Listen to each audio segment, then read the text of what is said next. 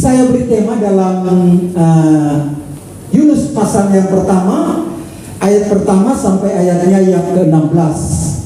Penghalang dan keberhasilan dalam penginjilan. Anda tahu siapa Yunus? Dan saya memberi tema penghalang dan keberhasilan dalam penginjilan. Kalau ada dalam kelas saya dan kakak-kakak kelas tingkat saya sudah tahu, saya itu bergerak di bidang penginjilan. Ya. Bukan cuma di Indonesia, bukan cuma di Bogor, bukan cuma di Jakarta, bukan cuma ada di Sumatera, bukan ada di Papua, bukan cuma ada di Kalimantan dan Sulawesi dan Maluku, tapi kami ada juga sampai ke luar negeri. Setiap kami berangkat pelayanan ada 12 hari. Satu hari kami tiba belum dihitung dengan kami ada pelayanan di sana. Karena di sana kami ada 10 hari rutin. Setiap hari kami penginjilan. Ya, dan itulah tugas saya. Kalau ada bersama dengan orang lain, di saat saya ada di pasar, saya ada di mall, saya sementara berjalan, setiap ada orang, ada kesempatan, saya menyampaikan Injil. Yang saya sampaikan adalah kebenaran firman Tuhan. Ya, Yunus pasal yang pertama, ayat pertama sampai ayatnya yang ke-16. Yang pertama di sini 1 dan 2. Datanglah firman Tuhan kepada Yunus bin Amitai demikian, bangunlah, pergilah ke Niniwe, kota yang besar itu, berserulah terhadap mereka, karena kejahatannya telah sampai kepadaku. Bangunlah dan pergilah. Saya sampaikan di sini berdasarkan teks kebenaran firman Tuhan. Bangunlah dan pergilah. Ayat 2, bila saudara lihat di situ ada kalimat bangun dan pergilah. Berarti saya berusaha untuk menyampaikan eksposisi ini apa yang ada di dalam teks kebenaran firman Tuhan. Itu yang disebut dengan mengekspos apa yang ada di dalamnya. Anda tahu apa itu ekspos? Ekspos itu mengeluarkan apa yang ada di dalam kebenaran firman Tuhan untuk kita uraikan sehingga kebenaran firman ini tidak menyimpang dari kebenaran. Amin. Datanglah firman Tuhan kepada Yunus. Kita tidak tahu apakah Yunus sementara berjalan, kita tidak tahu apakah Yunus sementara tidur, dan kita tidak tahu apakah Yunus sementara duduk. Kebenaran firman Tuhan datang kepada Yunus. Bangunlah, pergilah ke Niniwe, kota yang besar itu, berserulah terhadap mereka karena kejahatannya telah sampai kepada. Ya, luar biasa. Bangunlah. Dalam pasal pertama sampai dengan keempat ada 2 kali dikatakan di situ bangunlah. Di dalam pasal 3 juga Anda lihat di situ bangunlah dan pergilah. Allah ingin supaya Yunus ini bangun. Berarti di sini apakah Yunus sementara tidur dan dia berkata, Tuhan berkata, bangunlah dan pergilah. Entah dia duduk, entah sementara berjalan, tetapi intinya supaya Yunus berangkat dan pergi untuk tugas panggilan yang sangat hebat dan luar biasa itu. Tidak ada tugas yang luar biasa dan sehebat itu, hanyalah tugas pelayanan untuk menginjili. Yes. Amin. Saat Yesus naik terangkat ke sorga, apa yang dia katakan? Pergilah, jadikanlah segala bangsa murid. Lanjut di situ diajarkan, dibaptis untuk menjadi murid Yesus. Ya, Niniwe ini adalah kota yang besar, kota yang mengagumkan sekali. Ada banyak orang yang ada di dalam Niniwe itu, penduduknya sangat banyak, dan dikatakan 3 hari perjalanan kalau kita sanggup mengelilingi kota Niniwe itu. 3 hari. Berarti kota yang sangat besar, dan dikatakan kota yang sangat mengagumkan sekali. Ada banyak menara-menara yang tinggi yang ada di tengah-tengah kota Niniwe itu. Dan disitulah Allah berkata kepada Yunus, bangun dan pergi. Saya patut mengucap syukur dengan kehadiran Anda di tempat ini. Sejak Anda merespon panggilan Tuhan, Anda ada di kota masing-masing, Anda ada di daerah masing-masing, Anda ada di provinsi masing-masing, dan Anda respon panggilan Tuhan, bangun dan pergilah. Tetapi sebelum kalian ada dalam pelayanan tugas yang sangat besar, yang sangat mulia ini, Tuhan ingin agar kalian dibentuk di tempat ini. Proses pembentukan tidaklah mudah. Bagaimana proses selama ada di IKAT? Paling banyak enak atau susahnya? Kalau ikut 50-50%, enak 50%, susah 50%. Coba. Atau ada 70% yang enak dan 25% yang susah. Paling banyak mana? Berapa persen yang susah? Berapa persen yang senang? Jujur saja, jujur. Coba angkat tangan yang susah 25%. Nggak ada. Yang susah 40%. Yang susah 50%. Yang susah 60%. 70. Ya, mulai dari 70 sudah mulai angkat tangan.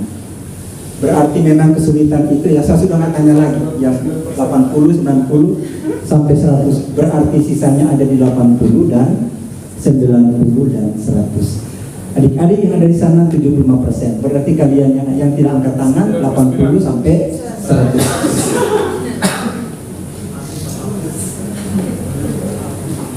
Tapi kalau kalian datang pada Tuhan saat berdoa, ada ketenangan enggak?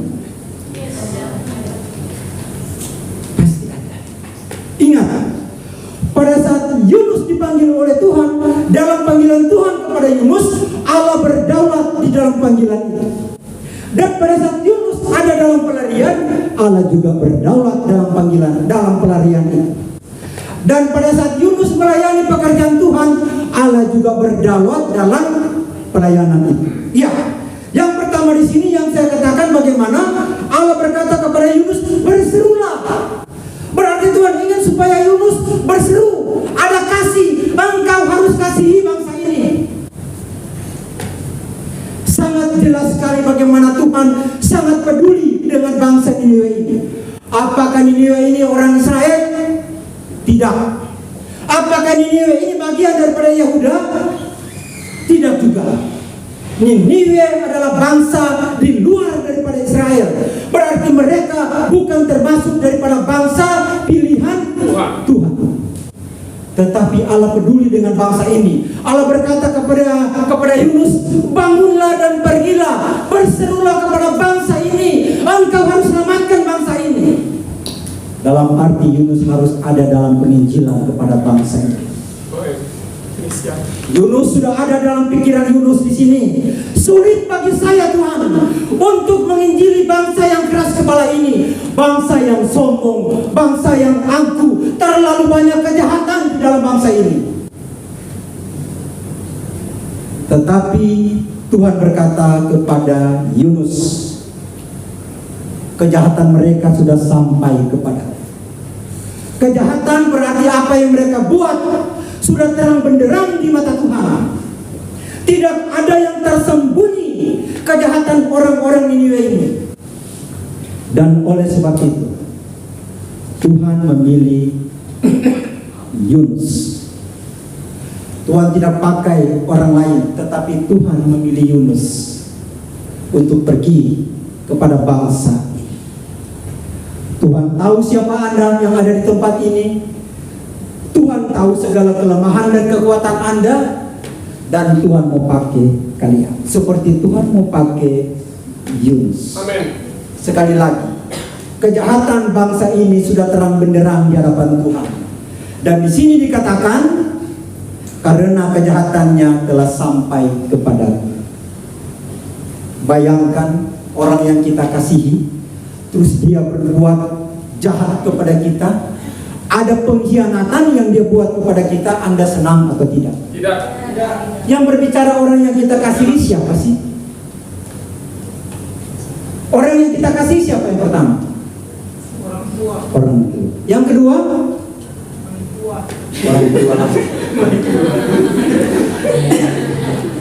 Kamu bikin saya haus. Diambil Pak. Enggak.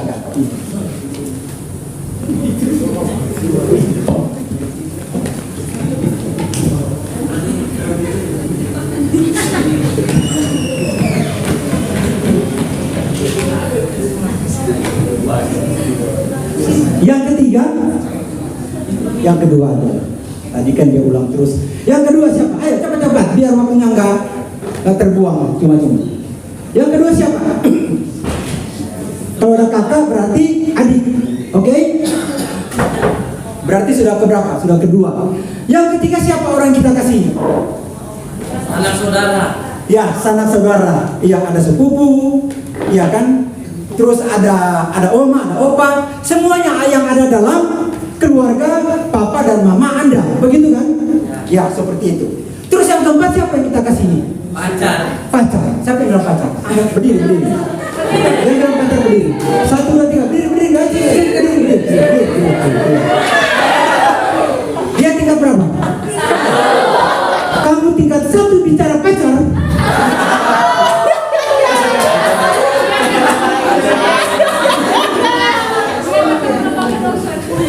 Kamu tingkat berapa? 3. Dia saja tingkat 3 tidak berbicara pacar. Kau yang masih tingkat 1 sudah berani ngomong bicara pacar. Intinya di sini bagaimana Allah yang begitu penuh dengan kasih, terus ada orang yang mengkhianati kasihnya, dia akan sedih terang benderang kejahatan Niniwe di hadapan Tuhan. Dan dia berkata kepada Yunus, pergilah, layanilah orang Niniwe ini. Luar biasa sekali. Mungkin Yunus akan kaget, kenapa Tuhan Engkau memilih saya? Mungkin saya akan siap kalau saya menginjili, saya melayani di tengah-tengah bangsa yang saya kasihi. Tetapi kenapa Engkau suruh saya melangkah ke negeri orang lain? Bangunlah dan pergilah. Inilah membuktikan bagaimana kita ada komitmen untuk beranjak, bagaimana kita harus bangun dan pergi melayani, berjalan untuk melayani, berjalan untuk menginjili, karena itulah yang ingin diinginkan oleh Tuhan. Yang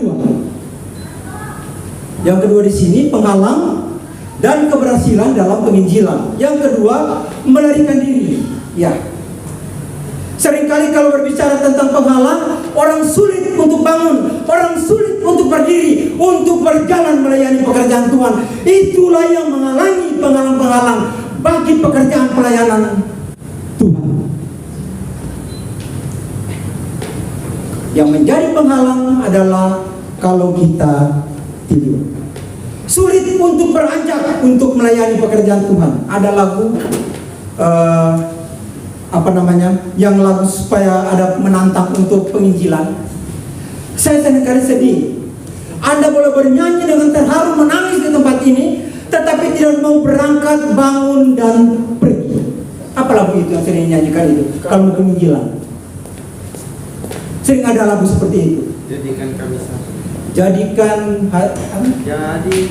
Bukan, ada lagi yang satu.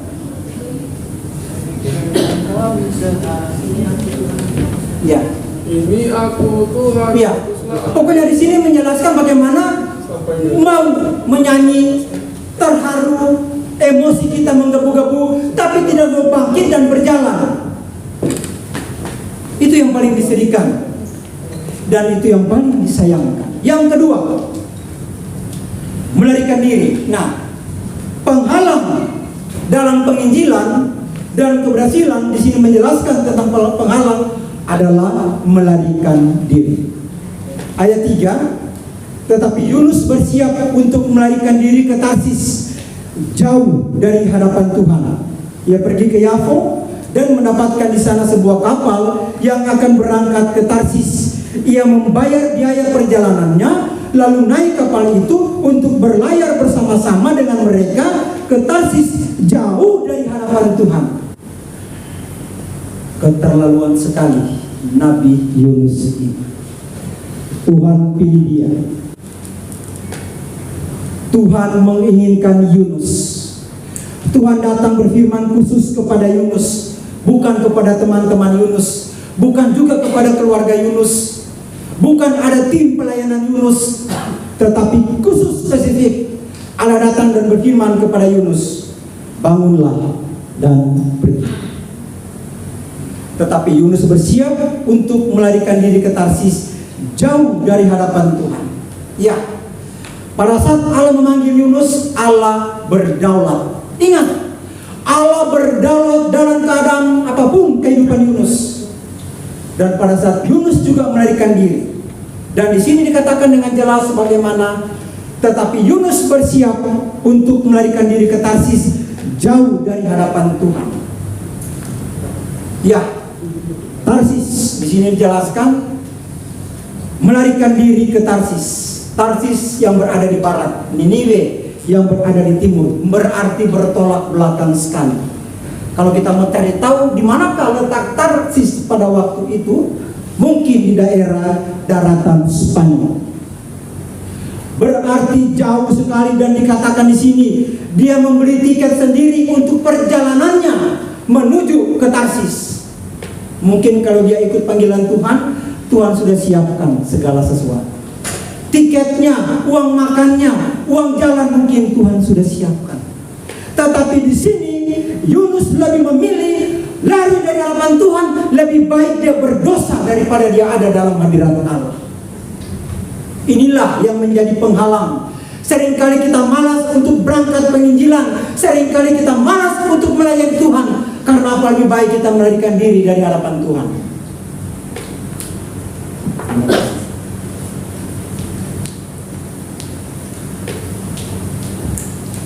Lalu naik kapal itu untuk berlayar bersama-sama dengan mereka ke Tarsis, jauh dari hadapan Tuhan.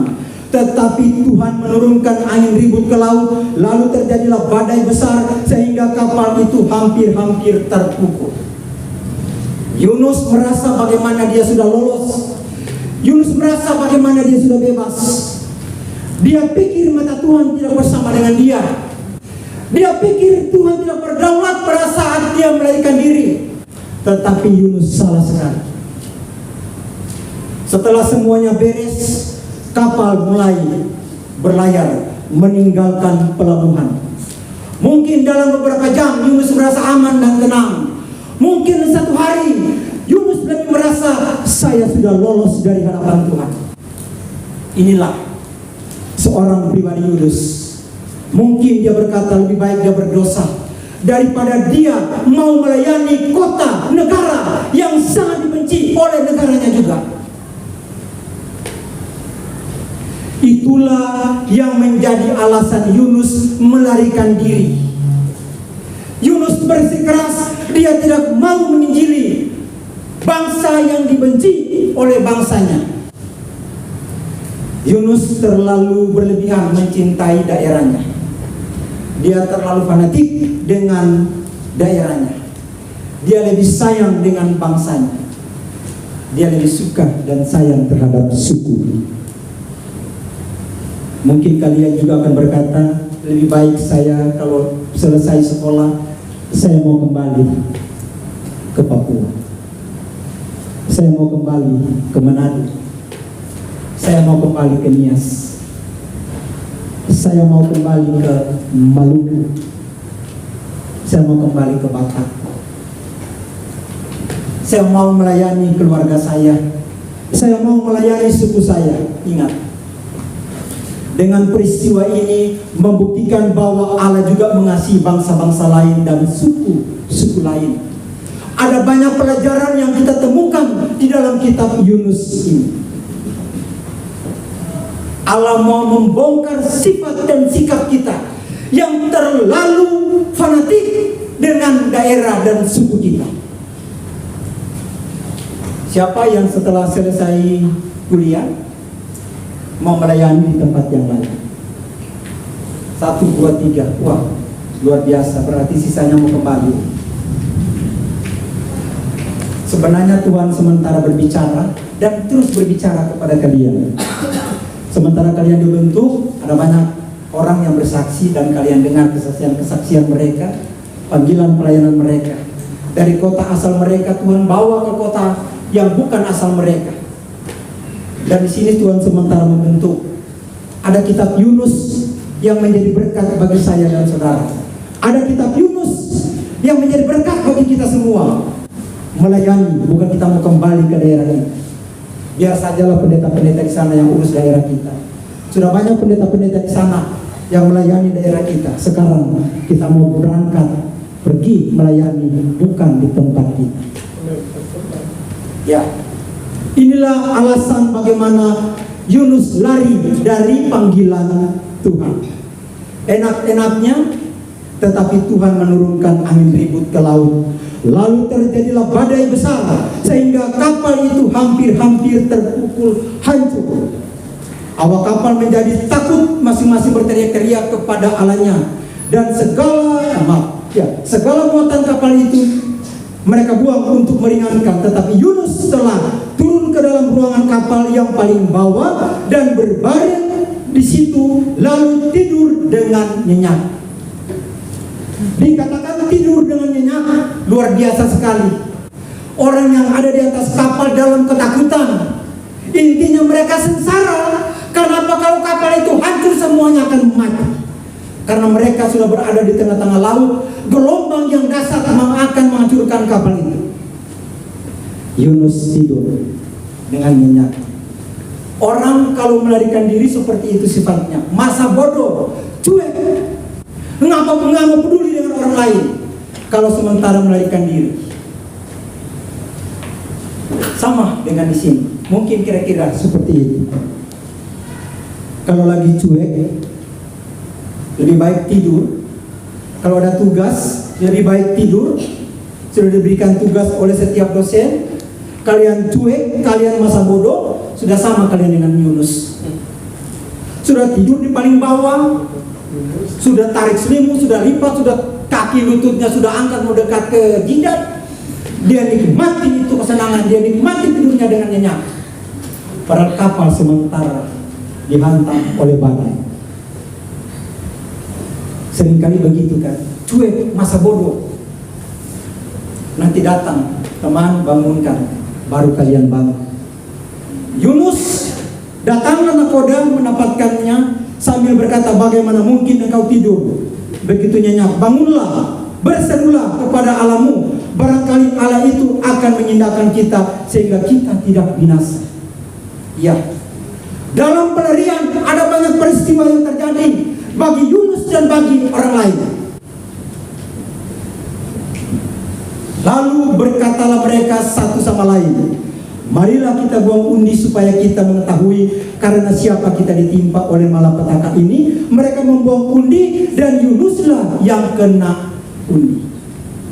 Ya, akhirnya Yunus yang kena undi. Karena apa di sini menjelaskan bagaimana dalam peristiwa itu orang-orang pada zaman itu masih menjalankan undi. Undi dalam perjanjian lama, dalam perjanjian baru, kalian lihat ada di mana? Kisah para rasul. Ya. Sebelum kisah para rasul apa? Ayo. Sebelum kisah para rasul. Proses penyaliban Yesus. Penyaliban Yesus. Di depan mata Yesus mereka buang undi. Kebiasaan mereka buang undi. Dan akhirnya Yunuslah yang kena undi. Yang ketiga di sini, takut akan Tuhan. Mulai dari ayat yang ke-8, berkatalah mereka kepadanya, beritahukanlah kepada kami, karena siapa kita ditimpa oleh malapetaka ini? Apa pekerjaanmu dan dari mana engkau datang? Apa negerimu dan dari mana bangsamu? Sahutnya kepada mereka, aku seorang Ibrani, aku takut akan Tuhan, Allah yang mempunyai langit, yang telah menjadikan lautan dan daratan. Dan Yunus terus terang bagaimana dia seorang Ibrani yang takut akan Tuhan. Dan dia jelaskan secara rinci bagaimana dia berada di dalam kapal itu. Luar biasa, pengalaman dan keberhasilan dalam penginjilan. Orang-orang itu menjadi sangat takut, lalu berkata kepadanya, apa yang telah kau perbuat? Sebab orang-orang itu mengetahui bahwa ia melarikan diri jauh dari hadapan Tuhan. Hal itu telah diberitahukannya kepada mereka. Ya, ada interaksi yang sangat baik dan sangat jelas antara Yunus dengan orang-orang yang ada di dalam kapal itu. Berikut, dan bertanyalah mereka, akan kami apakan engkau supaya laut menjadi reda dan tidak menyerang kami lagi, sebab laut semakin bergelora. Sahutnya kepada mereka, angkatlah aku, campakkanlah aku ke dalam laut, maka laut akan menjadi reda dan tidak menyerang kamu lagi. Sebab aku tahu bahwa karena akulah badai besar ini menyerang kamu. Yunus sangat paham dengan sifat Allah. Yunus mengerti dengan segala kedaulatan Allah.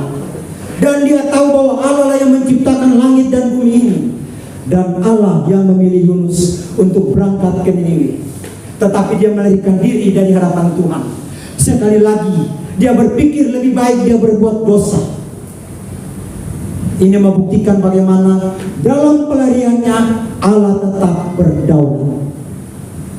Allah berdaulat bagi kalian pada saat Allah memanggil kalian. Dalam proses selama diikat ini, Allah tetap berdaulat. Ingat, kedaulatan Allah itu akan tetap berlaku dalam panggilan, dalam pelarian Yunus. Dan jangan coba-coba kita lari dari Tuhan, karena Allah tetap ada dengan kalian. Ini yang dimaksud bagaimana Allah berdaulat dalam segala kehidupan kalian. Kalian mau berangkat pelayanan terus mau pacaran diam-diam, Allah ada di sana. Kalian mengaku ke ibu asrama, kalian berangkat mulai dari siang, dan kalian tiba di tempat pelayanan sudah jam 8 malam, Allah ada dari jam 12 sampai jam 7 malam. Jangan coba-coba dengan Tuhan. Berdaulat berarti Allah ada bersama dengan kalian. Terang benderang di mata Tuhan segala apa yang kita buat. Terang benderang segala kejahatan Niniwe, dan Allah lihat semuanya itu. Anda berbuat dosa, terang benderang mata Allah melihat kalian berbuat dosa. Jangan coba-coba. Anda mungkin tetap berada di ikat, Anda mungkin tetap diproses di ikat ini, tetapi kalau Anda berbuat dosa terang benderang di hadapan Allah, tanpa Anda sadari, Anda mulai ada dalam pelarian seperti Yunus. Jangan kalian pikir kalau pelarian itu kalian keluar dari ikat, kalian tidak ada lagi di ikat. Pelarian itu termasuk pikiran dan dosa kalian. Jangan coba-coba, karena Allah berdaulat dalam kehidupan kalian. Seperti bangsa Niniwe, kejahatan mereka terang benderang, dan oleh sebab itu Allah memakai Yunus, dan Allah tahu siapa Yunus. Makanya Allah pilih dia. Dalam pelarian pun Allah tetap ada dengan Yunus. Allah tetap memilih dia dan Allah memakai dia. Yunus pikir dia sudah bebas. Yunus pikir dia sudah merdeka, sudah lari dari panggilan Tuhan. Tidak, Allah terus bersama dengan dia. Jangan pikir kalian sudah berbentuk, sudah responi panggilan Tuhan, dan kalian mau melarikan diri. Mungkin 1-2 tahun kalian belum mengalami konsekuensinya, tetapi tahun-tahun berikutnya kalian akan mengalami dan kalian akan sadar. Pengalaman itu selalu ada, penyesalan itu ada di kalau menyesal sudah di awal itu bukan penyesalan, itu disebut pendaftaran. Itu pun kalau diterima Anda mendaftar. Berikut pengakuan Yunus di sini, ayatnya yang ke-9 sekali lagi. Sahutnya kepada mereka, aku seorang Ibrani, aku takut akan Tuhan. Seharusnya kalian itulah melakukan hal ini. Kalian selalu memandangkan bagaimana kalian takut akan Tuhan. Kalian anak Tuhan, kalian hamba Tuhan. Saya takut akan Tuhan. Bukan cuma pada saat susah kalian datang kepada Tuhan, tetapi setiap detik kalian harus berkata, saya hamba Tuhan, saya takut akan Tuhan. Amin. Jangan sudah ada di mall, kalian lepaskan dulu status hamba Tuhan. Saya tidak takut Tuhan. Saya mau keren-keren dulu seperti orang lain. Kalau perempuan gaya-gaya sudah seperti perempuan Korea, terus yang cowok-cowok juga ikut seperti orang-orang Korea. Kalian lupa kalian adalah hamba. Ya, aku takut akan Tuhan. Berikut ada pertobatan. Ayatnya yang ke-13. Lalu berdayunglah orang-orang itu dengan sekuat tenaga untuk membawa kapal itu kembali ke darat, tetapi mereka tidak sanggup sebab laut semakin bergelora menyerang mereka. Sudah ada pengakuan pun, laut belum tenang. Kalau Yesus bersama dengan murid-muridnya, pada saat Yesus hadir di tengah-tengah mereka, laut langsung menjadi tenang. Tapi ini Yunus sudah mengaku, saya ini orang Ibrani, saya takut akan Tuhan. Intinya dia berkata, saya seorang hamba Tuhan, saya seorang nabi. Laut masih bergelora. Memang seperti itu seorang hamba Tuhan. Kalau ada masalah, kita sudah mengaku dosa kita, tetapi konsekuensi tetap ada. Laut masih bergelora. Lalu berserulah mereka kepada Tuhan, katanya, ya Tuhan, akhirnya orang-orang yang ada di kapal pertama kali mereka berseru nama Tuhan. Nama Tuhan yang sembah oleh Yunus. Janganlah kiranya engkau biarkan kami binasa karena nyawa orang ini. Dan janganlah engkau tangguhkan kepada kami darah orang yang tidak bersalah. Sebab engkau, Tuhan, telah berbuat seperti yang kau kehendaki. Akhirnya mereka mengaku kepada Tuhan yang disembah oleh Yunus. Ada pertobatan. Ya, pada saat mereka susah, daripada mereka mati, mereka berseru kepada Tuhan, mau kita apakan orang ini? Bila mana terjadi kepada kita kalau kita berbuat dosa, sebenarnya kita ingat kalimat orang-orang yang ada di kapal ini. Kalau kita berbuat dosa dan kesalahan, kita ingat kalimat-kalimat ini. Seringkali kalimat itu boleh tertuju kepada saya dan saudara. Kalau kita berbuat dosa, kita harus ingat, mungkin orang-orang yang ada di kapal itu juga berbicara kepada kita. Mau mereka apakan kita ini yang pernah berbuat dosa? Coba kalian bayangkan seperti itu. Ditujukan kepada pribadi kalian. Kalau kalian berbuat dosa, orang-orang yang ada di kapal itu berkata, mau kami apakan orang ini? Mau kami buat apa Yunus ini? Kita kembalikan ke diri kita. Orang-orang berkata kepada diri kita, mau kita apakan hamba Tuhan ini? Yang sudah melayani Tuhan, yang sudah menjadi hamba Tuhan, yang sudah mengikuti panggilan Tuhan. Mau kita apakan orang ini?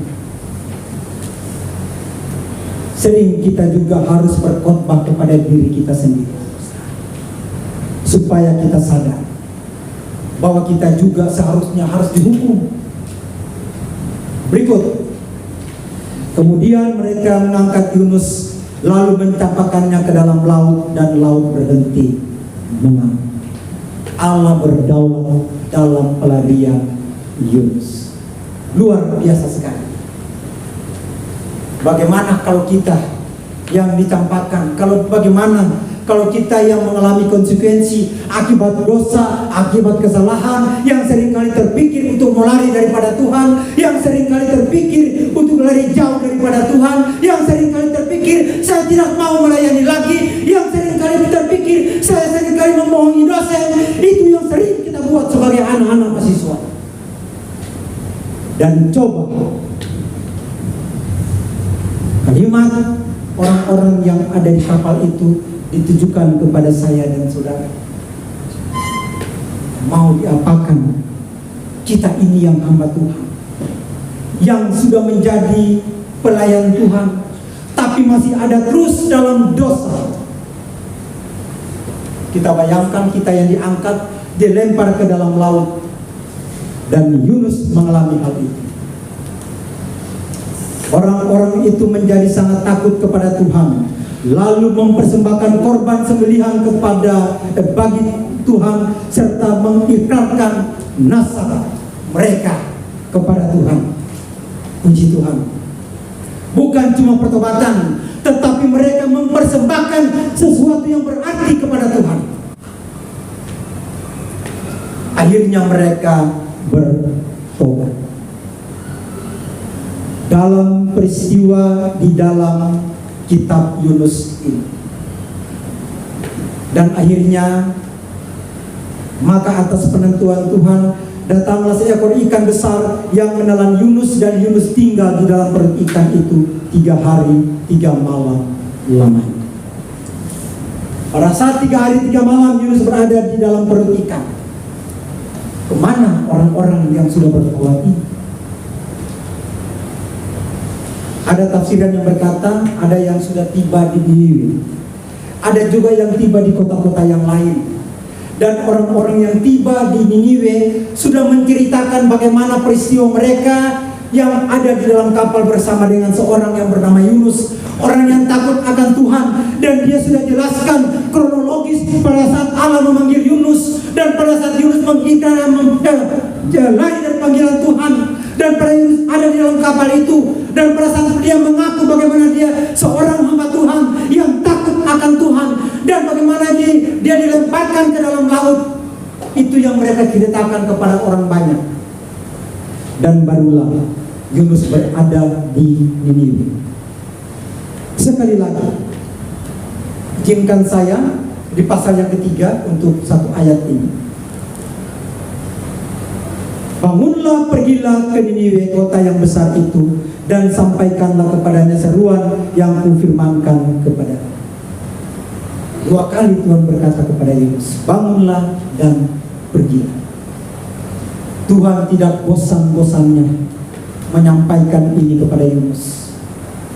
Sama seperti kebenaran firman Tuhan juga, Tuhan tidak bosan-bosannya selalu datang kepada kita dengan firman. Akhirnya Yunus bisa menyampaikan Injil ke kota Niniwe. Tetapi yang saya ekspos di sini hanyalah Yunus pasal yang pertama. Ya, bangunlah dan pergilah. Bagaimana Yunus melarikan diri?